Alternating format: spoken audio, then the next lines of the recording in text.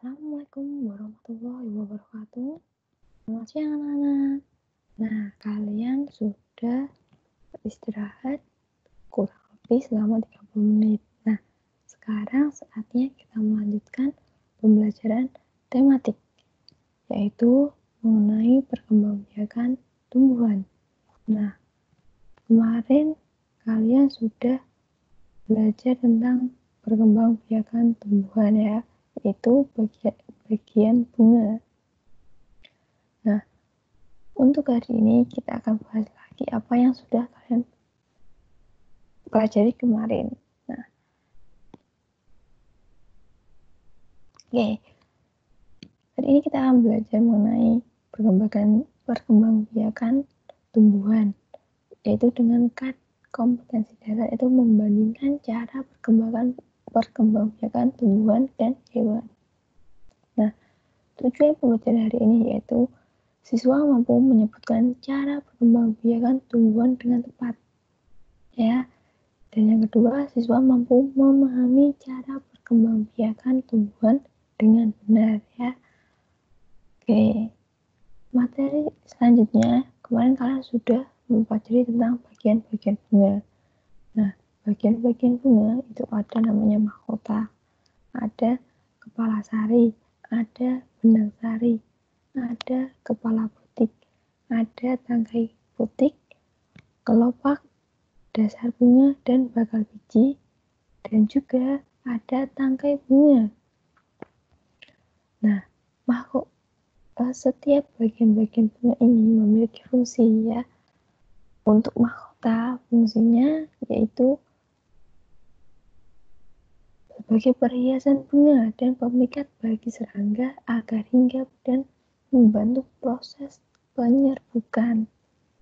Lalu yang kedua ada benang sari. Benang sari itu atau nama lainnya serbuk sari. Fungsinya itu sebagai organ reproduksi jantan pada bunga. Selanjutnya ada kepala putik. Kepala putik adalah berfungsi sebagai tempat melekatnya atau masuknya serbuk sari, ya, atau disebut juga sebagai organ reproduksi betina pada bunga. Selanjutnya ada tangkai putik. Tangkai putik fungsinya itu menyangga kepala putik agar tetap pada posisinya sehingga mudah menerima serbuk sari. Selanjutnya ada bakal buah atau bakal biji. Nah, di sini adalah tempat terjadinya proses pembentukan biji, ya, untuk menghasilkan biji yang matang. Lalu ada kelopak. Nah, kelopak ini adalah pelindung dan penutup bunga saat masih kuncup, sehingga bunga terlindungi dari paparan hewan. Selanjutnya ada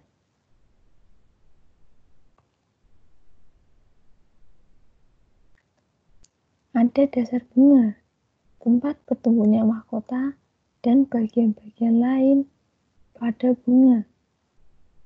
Dan yang terakhir ada tangkai bunga, yaitu penopang sekaligus penghubung antara ranting dan bunga. Oke, selanjutnya, nah,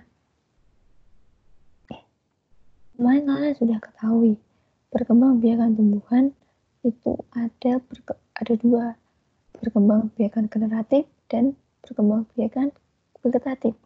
Untuk perkembangbiakan generatif yaitu perkembangbiakan tumbuhan yang dilakukan melalui perkawinan. Nah, alat perkawinan pada tumbuhan yaitu bunga, yaitu dengan melakukan penyerbukan. Nah, sedangkan untuk perkembangbiakan vegetatif yaitu perkembangbiakan tumbuhan tanpa melalui perkawinan, ya, biasanya dengan dilakukan oleh tumbuhan itu sendiri, ya, tanpa campur tangan manusia, tapi ada juga yang membutuhkan campur tangan manusia. Nah, kita akan membahas satu persatu. Kemarin kalian sudah sekilas mengetahui beberapa perkembangbiakan secara generatif dan juga vegetatif. Nah, Untuk generatif tadi kan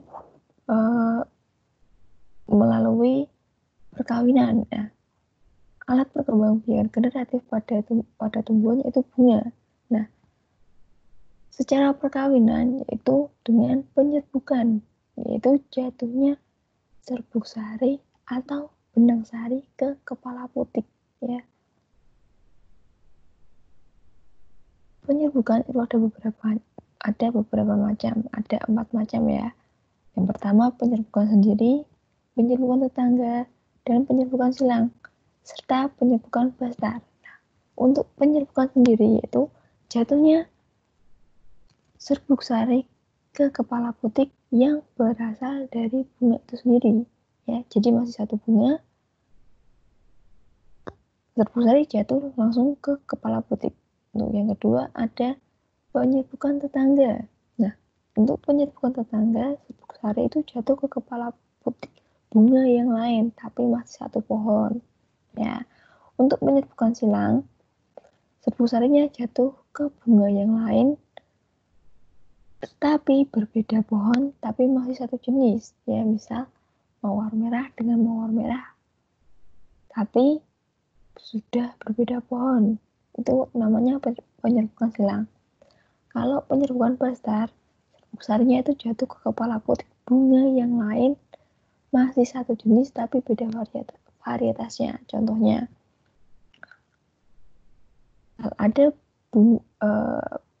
serbuk sari dari bunga mawar merah itu jatuh ke sesama bunga mawar, tetapi yang satunya mawar merah, yang satunya jatuhnya ke pohon mawar putih, ya. Itu namanya penyerbukan bastar, ya. Di gambarnya, untuk penyerbukan sendiri itu satu bunga. Untuk penyerbukan tetangga, pohonnya masih satu tetapi berbeda bunga. Untuk penyerbukan silang, pohonnya masih sama, jenisnya masih satu jenis tapi sudah berbeda pohon. Sedangkan untuk penyerbukan bastar, jenisnya masih sama tetapi varietasnya sudah berbeda. Misal ini adalah mawar orange dan ini mawar ungu, ya. Nah, selanjutnya penyerbukan berdasarkan perantaranya itu dibagi lagi menjadi 4. Yang pertama ada penyerbukan dengan bantuan angin atau nama lainnya anemogami. Selanjutnya ada penyerbukan dengan bantuan hewan, namanya zoidiogami. Sedangkan penyerbukan dengan bantuan manusia namanya antropogami. Dan penyerbukan dengan bantuan air namanya hidrogami. Nah, hewan yang membantu penyerbukan antara lain itu ada kupu-kupu, burung, siput, lebah, kelelawar, dan kumbang.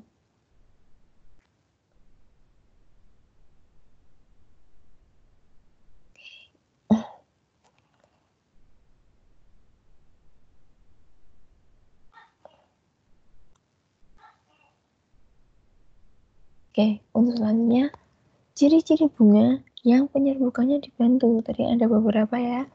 Nah, untuk bunga yang penyerbukannya dibantu hewan, memiliki ciri-ciri. Yang pertama, warna mahkota bunga mencolok dan besar.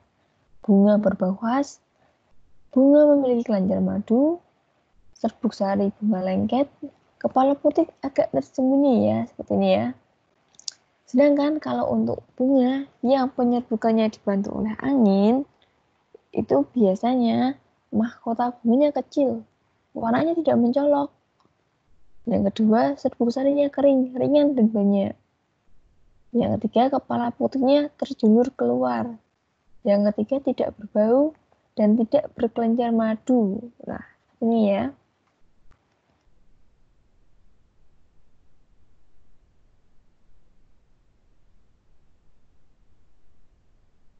Nah, selanjutnya, selain perkembangbiakan generatif, ada juga perkembangbiakan vegetatif.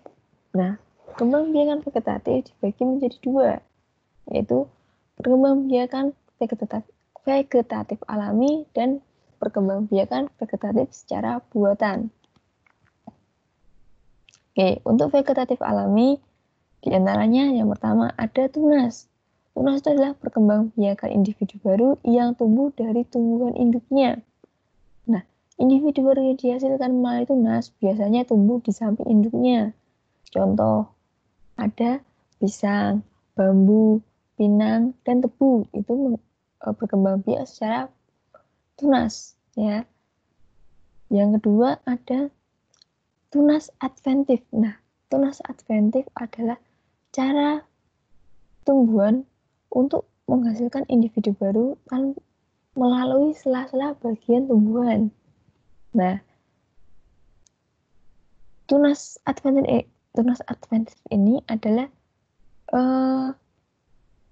tunas yang terbentuk tidak pada tempatnya.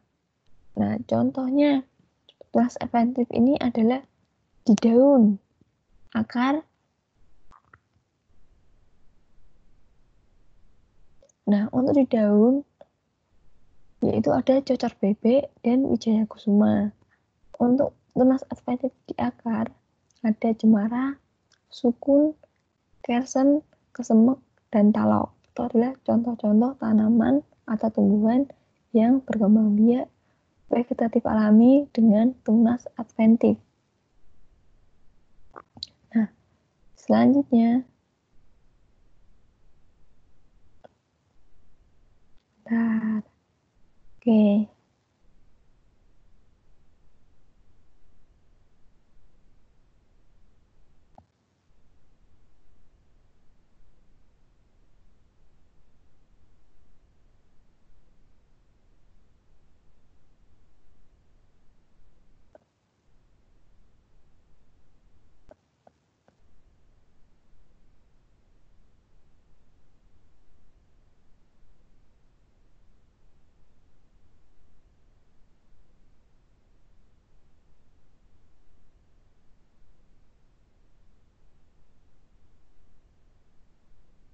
Oke, selanjutnya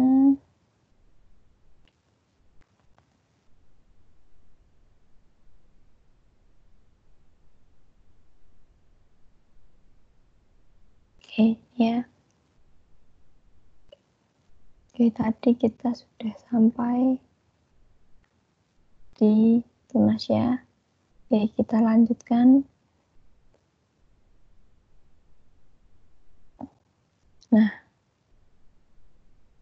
Nah, ini adalah tumbuhan yang berkembang biak dengan tunas ya. Tadi ini ada bambu dan pohon pisang. Untuk tunas adventif ada, ini adalah tanaman cocor bebek ya. Nah, selanjutnya spora. Nah, spora itu terdapat pada tumbuhan paku, lumut, dan jamur. Nah, spora itu adalah kalau kalian melihat tumbuhan lumut, jamur, atau tumbuhan paku-pakuan, di ujung daunnya ada hitam-hitamnya. Nah, hitam-hitam itu adalah spora. Nah, spora ini merupakan alat perkembangbiakan. Jika spora ini jatuh, dia akan tumbuh menjadi tumbuhan yang baru. Nah, spora terdapat pada tumbuhan paku, lumut, dan jamur ya. Selanjutnya ada rizoma atau akar rimpang, yaitu batang beserta daunnya yang terdapat dalam tanah bercabang-cabang dan tumbuh secara horizontal. Nah, ini ya contohnya tumbuhan yang berkembang biak dengan rizoma, yaitu ada sansevieria, jahe, temulawak, kunyit, alang-alang, dan lengkuas. Selanjutnya untuk umbi lapis. Umbi lapis yaitu berkembang biakan secara vegetatif alami yang batang tumbuh di bawah tanah, menggelembung, dan berair. Nah, kemudian memiliki sisi-sisi daun yang berfungsi sebagai cadangan makanan. Memiliki tunas samping atau anak umbi lapis untuk yang tumbuh di antara daun. Nah, tunas samping ini akan tumbuh menjadi individu baru dan memisahkan diri dari induknya. Contohnya, yang tanaman yang berkembang biak dengan umbi lapis, contohnya ada bawang merah, bawang putih, bawang bombay, bunga bakung, dan bunga lili. Selanjutnya ada umbi akar. Umbi akar adalah perkembangbiakan vegetatif yang akar tumbuh membesar karena berisi cadangan makanan. Nah, jika umbi akar ini ditanam bersama dengan pangkal batangnya, maka pada pangkal batang itu akan tumbuh tunas. Nah, tunas tersebut itu yang akan menjadi tumbuhan baru. Nah, untuk umbi akar, contohnya yaitu pada tanaman atau tumbuhan dahlia, wortel, lobak, dan singkong. Nah, selanjutnya, umbi batang. Umbi batang adalah perkembangbiakan vegetatif alami yang batangnya tumbuh di dalam tanah dan ujungnya menggelembung menjadi umbi, yang merupakan cadangan makanan bagi tumbuhan itu. Nah, pada permukaan umbi batang akan tumbuh sisik-sisik dan kuncup yang membentuk mata tunas.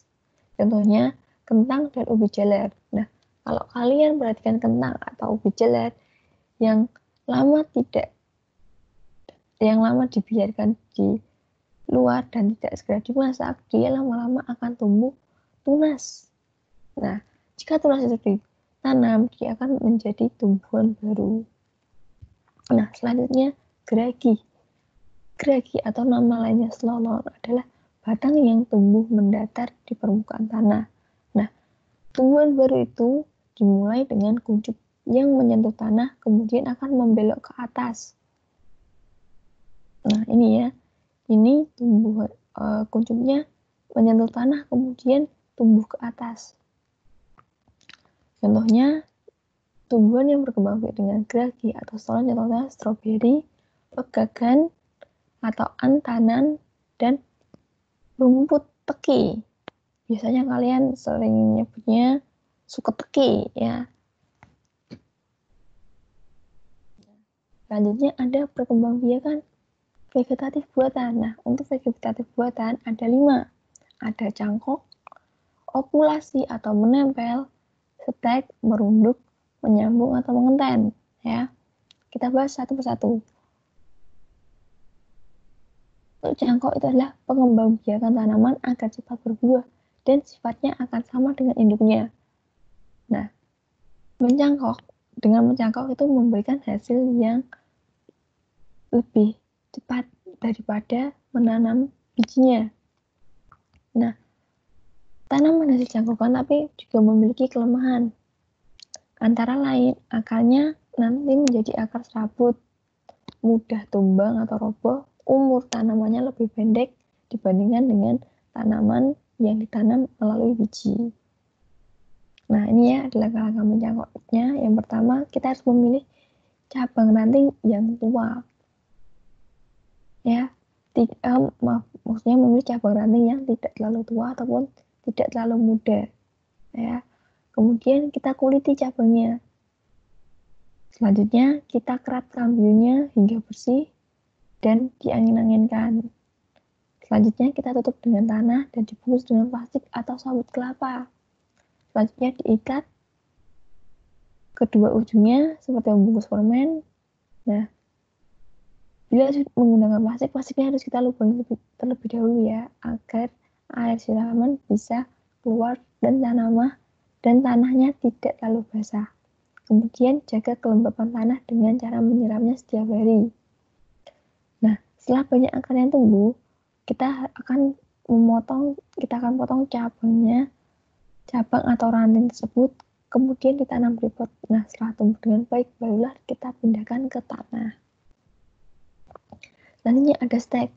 Stek itu perkembangbiakan tanaman yang menggunakan bagian batang dari tumbuhan tersebut.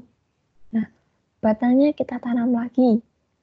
Contohnya, untuk yang batangnya kita tanam lagi ada ubi kayu, atau kalian bisa mengenalnya singkong, tebu, kangkung, mawar. Ya, itu dengan stek batang. Sedangkan kalau untuk stek daun, kita biasanya dilakukan pada tanaman cocor bebek dan begonia. Nah, untuk menyambung atau mengenten. Nah, menyambung atau mengenten ini adalah perkembangbiakan vegetatif buatan dengan cara menggabungkan dua sifat umum dari individu yang berbeda agar mendapatkan atau menghasilkan individu baru yang memiliki produktivitas tinggi. Contohnya, kita ingin menghasilkan pohon mangga yang berbuah manis. Nah, kita bisa menggabungkan misal pohon batang pohon mangga mana lagi dengan batang pohon mangga arum manis. Nah, kita akan mendapatkan buah yang manis dan juga yang besar ya. Karena pohon mangga mana lagi itu kan buahnya kecil, sedangkan untuk pohon tapi memiliki rasa buah yang manis, sedangkan untuk buah arum manis itu kan besar, tapi terkadang ada yang rasanya agak asam. Nah, untuk menghasilkan produktivitas baru yang tinggi, kita bisa menghasilkan dua pohon yang berbeda. Nah, nih tumbuhan yang bisa disambung antara lain ini ada tomat dengan terong atau mangga tadi. Selanjutnya ada okulasi, yaitu menempel atau menggabungkan bagian dua tanaman yang memiliki sifat yang berbeda. Contohnya yaitu jeruk, kopi, karet ya. Kita buka dulu dengan cara kita buka dulu batangnya, kita serut, kemudian kita angin-anginkan dulu. Setelah agak kering kita tempel dengan pohon yang lain. Nah, kemudian kita diikat sampai nanti akhirnya akan tumbuh tunas. Nah, setelah tumbuh tunas barulah kita pindahkan ke tanah. Nah, yang terakhir ada merunduk. Merunduk itu membengkokkan cabang kemudian membenamkannya ke dalam tanah. Nah, biasanya untuk tumbuhan yang dapat dikembangbiakan dengan cara merunduk ada arbe, apel, tebu, stroberi, dan melati.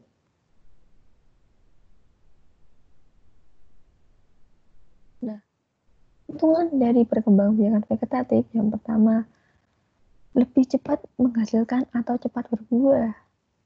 Pada tumbuhan bisa dikembangbiakan tanpa perlu menunggu berbuah.